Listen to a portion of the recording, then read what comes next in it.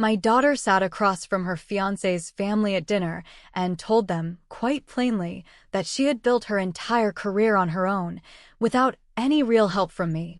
My mom wasn't really able to contribute much, she said, with a small, apologetic smile. I basically figured everything out myself. She was always a little too tight with money to help with school, honestly. I was sitting right there at that same table. I set down my fork carefully and said nothing. I looked at my plate, and I let the comment settle quietly into the same place where I had let so many things settle over the years. What my daughter did not know, what almost nobody at that table knew, was that for the past 6 years, I had been quietly paying off her student loans, month after month, in secret, sending payments directly to her loan servicer under an arrangement she never once suspected existed. My name is Cordelia Ashgrove. I am 59 years old. My daughter's name is Perpetua. And this is the story of the year she finally learned exactly where all that quiet help had actually come from. I want to start at the beginning, because I think it will help explain everything that came after. I raised Perpetua mostly on my own, after her father, my first husband Halston, left when she was 7 years old. I worked as a hospital billing clerk for most of her childhood, steady but modest work that kept a roof over our heads and food on our table, though it never left much room for extras. I want to be honest that money was genuinely tight throughout most of Perpetua's childhood, tighter than I always let her see, because I did not want her carrying the weight of our financial worries on her own small shoulders. I remember one particular winter, when Perpetua was about 10 years old, when our old furnace finally broke down completely, and I spent nearly 3 months carefully skipping small things, a haircut here, a night out with a friend there, simply to cover the cost of the repair without falling behind on rent. I never told Perpetua how close that particular winter came to being genuinely difficult for us. I simply bundled her in extra blankets some nights, telling her it was an adventure, like camping indoors, and she believed me completely, laughing about our indoor camping trips for years afterward, never once realizing what those nights had actually represented. I think, looking back, that this early pattern, protecting her from financial worry through quiet sacrifice rather than open honesty, set the shape for almost everything that happened later between us. Perpetua was a bright, driven girl from a young age, the kind of student who brought home report cards full of top marks without me ever having to push especially hard. She dreamed, from the time she was in middle school, of becoming a pharmacist, a career she had first grown curious about after watching a kind pharmacist help our family navigate a difficult stretch when I needed several new medications after a health scare in my early 40s. By the time Perpetua finished high school, she had earned a partial scholarship to a respected university, enough to cover a meaningful portion of her tuition, though far from all of it. I remember sitting with her at our kitchen table the summer before she left for college, going over the numbers together, trying to figure out how we would manage the remaining costs. I want to explain something honestly here, because I think it matters for understanding everything that happened later. I did not have significant savings at that point in my life. My ex-husband's child support payments had been unreliable at best during Perpetua's childhood, and my own modest salary had gone almost entirely toward keeping our small household running. When it came time to figure out how to pay for the parts of Perpetua's education that scholarships did not cover, the honest answer was that I simply could not contribute much directly, out of pocket, in that particular moment. Perpetua took out student loans to cover the remaining costs, the way many students from families like ours do. I remember feeling a real, quiet ache about this at the time, wishing I could have done more, wishing our financial circumstances had allowed me to simply write a check and spare her from years of future debt. I told her, that summer, how sorry I was that I could not do more to help. "It's okay, Mom," she told me, hugging me tightly. "I know you've done everything you could. I'll figure out the loans myself. You've already given me so much." I want to be honest that this comment, kind as it was meant to be, planted a small seed in both of our minds, a seed that would grow, quietly, over the following years, into something considerably larger than either of us expected. About 2 years after Perpetua started college, my own financial circumstances shifted significantly, in a way I had not fully anticipated. My mother, Perpetua's grandmother, passed away that year, leaving me a modest but meaningful inheritance, along with the proceeds from the sale of her small house. It was not an enormous sum of money, but it was considerably more than I had ever had access to in my adult life, enough, I realized, sitting with the numbers one evening, to make a genuine, sustained difference in Perpetua's growing student loan burden. I want to explain the decision I made that evening, because I think it shapes the entire rest of the story. I decided, sitting alone at my kitchen table with my mother's inheritance papers spread out in front of me, that I wanted to use a significant portion of this unexpected money to quietly help pay down Perpetua's student loans, month by month, for as long as the money allowed. I remember calling my sister, Marisette, that same evening, needing to talk through the decision with someone before I acted on it. Marisette listened carefully, and then asked me the same question Bertram would later ask, in his own gentler way. Why not just tell Perpetua directly? Why does it need to be a secret? I remember struggling to explain, even to my own sister, exactly why the quiet approach felt right to me at the time. I told her I simply wanted to give without any complicated exchange of gratitude or obligation attached, the same pure, uncomplicated kind of giving I imagined a parent should be able to offer a child, without any strings, without any need for acknowledgement. Marisette was not entirely convinced by my reasoning, though she respected my decision, telling me only, "Just be careful, Cordelia. Secrets have a way of growing into something different than what you originally intended." I did not tell Perpetua about this decision at the time. I want to explain why, because I think it matters, and because I have thought about this choice many times over the years since. Part of my reasoning was simple practicality. Perpetua was still in the middle of her demanding pharmacy program at the time, working incredibly hard. And I did not want to distract her with detailed conversations about family finances during a period when she needed to focus entirely on her studies. But part of my reasoning, if I am honest, was something more complicated and, I now understand, more mistaken. I remembered her comment from that summer before college, "I'll figure out the loans myself," and something in the way she said it, proud and a little defensive, made me worry that if I told her directly I intended to help, she might refuse the help outright, insisting on carrying the full burden herself out of a stubborn, well-meaning pride that I recognized, uncomfortably, as very much like my own. I decided, instead, to help quietly, without asking her permission or announcing my intentions. I contacted her loan servicer directly, and after some careful paperwork, I arranged to make regular monthly payments directly toward her outstanding loan balance, payments that would show up, from Perpetua's side of things, simply as her loan balance decreasing a little faster than her own individual payments alone would explain, if she ever thought to look closely enough to notice the difference. I want to explain, honestly, that I did not fully think through, at the time, how this quiet arrangement might eventually shape Perpetua's own understanding of her financial journey and of my role within it. I was thinking mainly about the practical relief the payments would provide, not about the story she might end up telling herself, and eventually others, about how she had gotten to wherever she eventually landed. Over the following 6 years, I continued this arrangement faithfully, adjusting the payment amount whenever my own financial circumstances allowed for a little more or required a little less. I contributed a little over $31,000 total, over that stretch of time, toward loans that had originally totaled around $42,000 by the time Perpetua finished her program. Perpetua herself continued making her own regular payments throughout this same period, working part-time jobs during her later years of school and then, once she became a licensed pharmacist, dedicating a genuinely disciplined portion of her own salary toward the remaining balance. I want to be fair and clear about this, because it matters enormously to the full truth of this story. Perpetua worked hard, genuinely hard, throughout her entire education and the years that followed. She did not simply coast along assuming someone else would handle everything.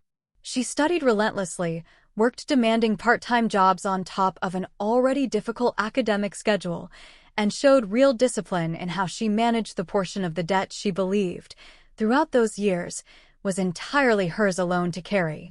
But because I had never told her about my own contributions, Perpetua's loan balance decreased considerably faster than her own individual payments could fully explain, a discrepancy she apparently never thought to question too closely, perhaps assuming, if she thought about it at all, that some combination of interest rates and her own disciplined extra payments accounted for the difference. I remember one particular evening during her final year of pharmacy school when Perpetua called me, exhausted after a brutal week of clinical rotations, and mentioned, almost in passing, that she had checked her loan balance that morning and been pleasantly surprised at how much progress she seemed to be making. "I must be doing better with budgeting than I realized," she said, sounding genuinely proud of herself. I remember sitting on the other end of that call, saying nothing about the payment I had made just 3 days earlier, simply telling her how proud I was of her hard work, which was true, even if it was not the whole truth of what was actually happening behind the scenes. By the time Perpetua finished paying off the loans entirely, about a year before the dinner I am about to describe, she had, in her own mind, built a complete and finished story about her financial journey. A story of a hardworking young woman who had put herself through school and paid off her own debt entirely through her own effort and sacrifice, with very little meaningful help from her mother, who, in Perpetua's understanding, had simply not had the financial means to contribute much at all. I want to explain, honestly, that I never once corrected this understanding all those years. Partly because I did not want to disrupt the quiet arrangement Bertram, my second husband, and I had discussed together many times, agreeing that it seemed kindest to let the help remain invisible, allowing Perpetua to feel the full pride of her own hard work without any complicated layer of gratitude sitting between us. And partly, if I am honest, because some quiet, tired part of me had grown comfortable with being underestimated, telling myself it did not matter whether Perpetua fully understood the truth, as long as the debt itself was actually being handled.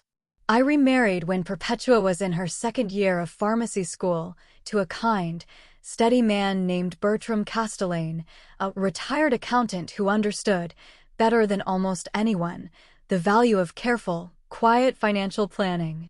Bertram knew about my arrangement with Perpetua's loan servicer from the very beginning, and he fully supported it, though he occasionally, gently, suggested over the years that I consider telling Perpetua the truth, worried, in his own careful way, about exactly the kind of misunderstanding that would eventually surface at that dinner table. "She's going to build a story about her own life," he told me once, a few years into the arrangement, "and if that story doesn't include the truth about your help, it might grow into something that eventually hurts you, Cordelia, whether she means it to or not." I remember that particular conversation clearly, because it happened on an evening when Perpetua had called us both, excited, to share that she had just made an extra payment toward her loans using money she'd saved from an especially busy month at her part-time pharmacy job. She had sounded so genuinely proud of herself on that call, and I remember feeling torn, sitting beside Bertram afterward, caught between wanting to celebrate her real effort and knowing, privately, that her balance had actually been shrinking considerably faster than her own payments alone could explain. I told Bertram, that evening, that I did not want to take that particular pride away from her, not that night, not with her voice still so full of genuine excitement over the phone. I did not fully listen to his warning at the time, telling myself, honestly, that I was more comfortable with quiet, invisible generosity than with any conversation that might feel, even slightly, like asking for credit or gratitude. I understand now, looking back, that Bertram's gentle warning was wiser than I gave it credit for being. Perpetua met her fiancé, a thoughtful young man named Thaddeus Whitfield, about 3 years after finishing her pharmacy program. Thaddeus came from a comfortable, close-knit family, the kind where financial conversations happened openly and often, without much of the careful, private hesitation that had always characterized how Perpetua and I handled such matters between ourselves. The dinner where everything finally came into the light happened this past spring, at Thaddeus's parents' house, a gathering meant to formally introduce our two families before the upcoming wedding.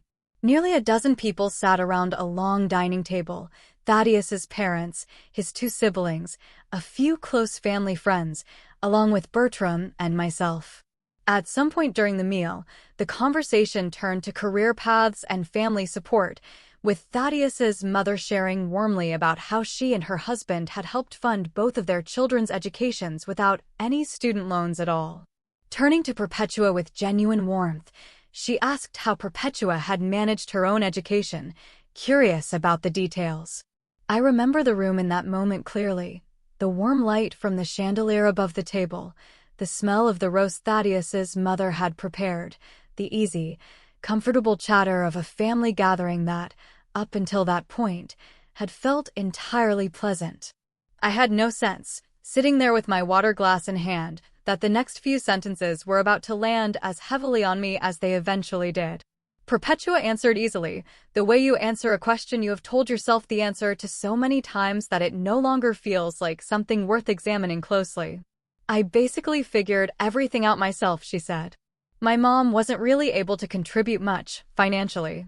She was always a little too tight with money to help with school, honestly. I worked through most of my program, took out loans for the rest, and just paid it all off through my own discipline, over several years after I finished. A few people at the table nodded, admiring her independence and hard work, exactly the reaction Perpetua's careful, well-worn story was designed to produce. Thaddeus reached over and squeezed her hand proudly, clearly moved by what he understood to be a story of total self-reliance. I sat very still, holding my fork, feeling something old and tired settle over me. 6 years. $31,000. Countless careful budgeting decisions on my end, adjusting my own modest lifestyle month after month to make sure those payments arrived reliably, all of it quietly folded into a story that now painted me, in front of my daughter's future in-laws, as someone who had simply not been able, or perhaps not been willing, to help much at all. I did not say anything in that moment. I want to explain why, because I think it matters. I did not want our first honest conversation about this to happen as a public correction at a formal family dinner, embarrassing Perpetua in front of her fiancé's entire family. I set my fork down carefully, and I let the comment pass, though I noticed Bertram glance at me across the table, his expression carrying a quiet, sympathetic understanding of exactly what that comment had cost me to hear. I want to explain what I decided to do next, because I think the way I handled it matters more than the sting of the comment itself. I did not confront Perpetua that evening in front of everyone. But the following week, I called her and asked if she would be willing to come by the house alone, without Thaddeus, for what I described only as something important I wanted to discuss, echoing, though I did not realize it at the time, almost the exact words my own mother had once used with me, all those years before her own quiet, careful inheritance eventually made its way into Perpetua's life. Perpetua came by on a Saturday afternoon, a little curious and slightly nervous, sensing, I think, from my tone on the phone, that something significant was coming.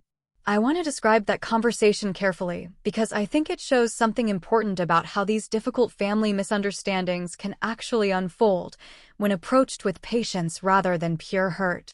We sat together at my kitchen table, the same table where I had once sat alone with my mother's inheritance papers spread out in front of me, all those years earlier, and I began by explaining, gently, that there was something important about her education I had never told her, something I had kept private for 6 years for reasons that had made sense to me at the time, but that I now understood had led her to build an incomplete story about her own life. I brought a simple folder with me, containing 6 years of payment records to her loan servicer, along with a brief summary showing the total amount I had contributed over that time. Perpetua looked through the folder slowly, her expression shifting from confusion to something that looked, unmistakably, like genuine shock. "This is," she said, trailing off, looking up at me. "Mom, this is $31,000. Over 6 years. I had no idea. I always just assumed my balance was going down faster because of my own extra payments or maybe favorable interest. I never really looked closely enough to question it." "I know," I told her gently. "That was rather the point of keeping it quiet all those years. I wanted you to feel the full pride of your own hard work, without a complicated layer of gratitude sitting between us." But then I sat at that dinner table last week and heard you tell an entire room of people that I wasn't really able to contribute much, and I realized that my quiet choice had grown into something I never intended, a story about my own limitations, rather than a story about the help I was actually providing all along. Perpetua's eyes filled with tears. I said that in front of Thaddeus's whole family, she said. I made it sound like you couldn't be bothered to help, when really, this whole time, you were quietly sacrificing to help more than I ever understood. Mom, I am so ashamed. I don't want you to carry shame about this, I told her, reaching across the table to take her hand. I want you to understand something true instead. You worked incredibly hard for your degree and for paying off what you believed was entirely your own responsibility. That work was real, Perpetua. I'm not trying to take credit away from your genuine discipline and effort. I only want you to understand the fuller picture so that the story you tell about your own life and about our family reflects what actually happened, rather than what you assumed happened because I chose to stay quiet. Do you remember the winter our furnace broke? She asked suddenly, wiping her eyes, when you told me we were camping indoors? I've told that story to friends for years as this sweet, funny memory from my childhood. I never once wondered what it actually cost you to make that winter feel like an adventure instead of a crisis. I felt something tighten in my chest at that question, surprised she remembered that particular winter so clearly. I didn't want you carrying that worry, I told her. Not then, and honestly, not later either, with the loans. I think I've spent your whole life trying to protect you from understanding exactly how hard certain things were, and I'm only now realizing that protection sometimes costs you the chance to actually be known and appreciated for what you gave.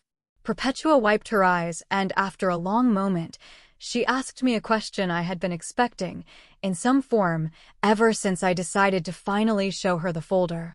Why did you keep it secret all those years? Why not just tell me you wanted to help from the very beginning? I thought carefully before answering, because I wanted her to understand something true about who I am, not just about what I had done. Because I remembered what you told me the summer before you left for college, I told her. You said, I'll figure out the loans myself. You said it with such pride, such determination, and some part of me worried that if I offered to help directly, you might refuse it, insisting on carrying the full weight yourself, the way I think both of us have always been a little too quick to do. In our own separate ways. I decided it would be easier and kinder to simply help quietly, without asking your permission, than to risk you turning down help you genuinely needed, out of the same stubborn pride I recognize very clearly in myself. Perpetua was quiet for a long moment, absorbing this. I think, she finally said, that we've both spent years assuming the other one didn't need, or want, real honesty about money. You assumed I'd refuse the help if you offered it openly. And I assumed, because you never said otherwise, that you simply couldn't help much at all. We built two separate, incomplete stories about the same 6 years, and neither one of us ever thought to check them against each other. I told her I thought that was one of the wisest things she had ever said to me, and I meant it completely. I want to explain what happened in the weeks that followed, because I think it shows something meaningful about how families can genuinely repair old, mistaken understandings, once someone finally takes the effort to look closely and honestly at the truth. Perpetua asked if she could tell Thaddeus and his family the full truth, wanting to correct the story she had told at that dinner table before it settled too permanently into their understanding of our family. I told her that decision was entirely hers to make, and that I trusted her to handle it however felt right. About 2 weeks later, at a smaller gathering with just Thaddeus's parents, Perpetua brought up the subject herself, before anyone else could ask. I need to correct something I said at dinner a few weeks ago, she told them. I said my mother wasn't really able to contribute much to my education. That wasn't true. I recently learned she quietly paid over $30,000 toward my student loans over 6 years without ever once telling me, because she wanted me to feel proud of my own hard work rather than owing her something. I am the one who didn't know the full truth, not because she didn't help, but because she helped so quietly that I never once thought to question it. Thaddeus's mother, I later learned, was deeply moved by this correction, telling Perpetua that it said something important and good about the kind of family she was marrying into, one built on quiet, patient generosity rather than the more visible, openly discussed kind of support she herself was used to. She told Perpetua a story of her own, about her own grandmother, who had similarly given quietly for years without ever seeking credit, and how it had taken the family decades to fully understand the scope of what she had done for them. Thaddeus himself, Perpetua told me afterward, had gone very quiet during her correction, and later that evening, once they were alone, had told her how much it meant to him that she felt comfortable enough within their new family to revise a story so publicly, admitting she had gotten something wrong rather than simply letting the more flattering version stand. "That's the kind of honesty I want in our marriage," he told her, and Perpetua repeated this to me with tears in her eyes, understanding, I think, that the whole difficult episode had ultimately taught her something valuable about the kind of partnership she was building with him. I think about that dinner table often, the one where Perpetua said I had contributed nothing. I do not believe she meant real cruelty by it. I think she simply believed, honestly and without much examination, a story about our family's financial history that had been sitting there, unquestioned, for years, because I had never once insisted on correcting it myself. Marisette, my sister, when I told her the full story a few months after everything came out into the open, reminded me gently of that conversation we'd had years earlier, the night I first decided to help Perpetua secretly. "I told you secrets have a way of growing into something different than what you intended," she said, though not unkindly. "But I also think you were brave, telling her the truth once you finally understood what the silence had cost. That's not nothing, Cordelia. That took real courage at your age, admitting a choice you made years ago hadn't turned out quite the way you'd hoped."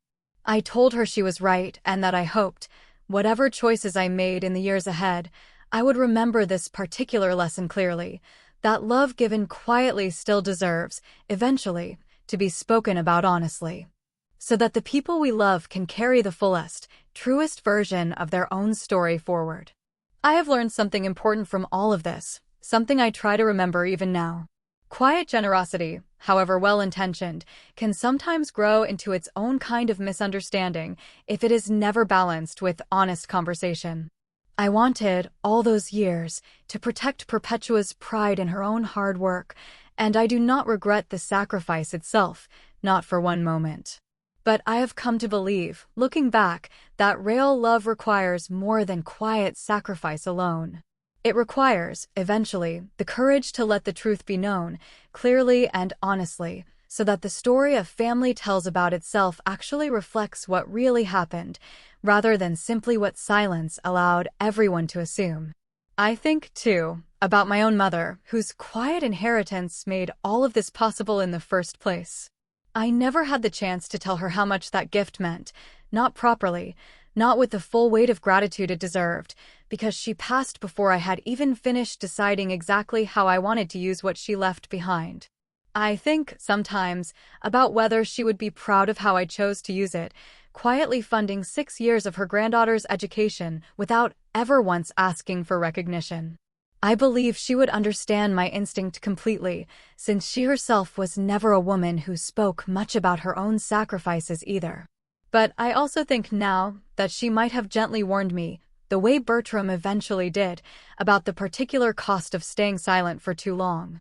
Perpetua and I are closer now than we have been in years, talking more openly about money, about sacrifice, about the different, sometimes mismatched ways we each show love and pride within our small family.